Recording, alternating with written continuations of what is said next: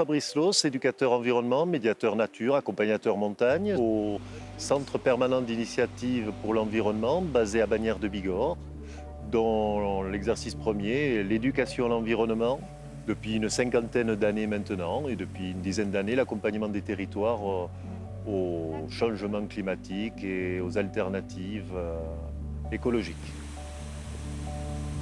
Ce lieu assez idyllique, c'est juste au-dessus du pont d'Espagne, où nous avons passé la nuit précédente et cette nuit pour un séjour un peu particulier, un séjour qui se veut immersion en milieu montagnard, avec comme objectif principal la découverte de l'écosystème montagnard.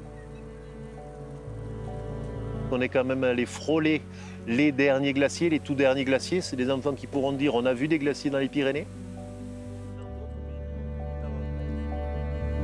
C'est des choses qui, je le sais de par l'expérience, plus de 30 ans d'accompagnement montagne, d'éducation à l'environnement au sein du CPU Pyrénées. J'ai la chance aujourd'hui d'avoir des parents d'élèves que j'ai eus il y a 25-30 ans et qui me font part de l'intérêt que ça a pu susciter chez eux, de ce que ça amène pour l'éducation de leurs enfants aujourd'hui. Et ça fait très plaisir de voir que même si ça porte sur du long terme, il faut du temps, mais ça porte.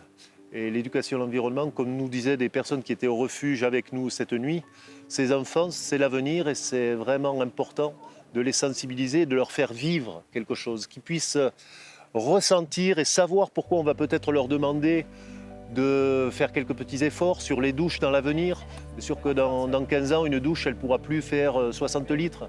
On ne les aura plus, les 60 litres, on l'a bien vu avec la fonte des glaciers. Donc les efforts qu'on va faire, il faut qu'on sache pourquoi on les fait. Et si on les fait par amour de ce qu'il y a autour de nous et par envie de conserver des choses aussi exceptionnelles, ben ça se fait beaucoup plus facilement.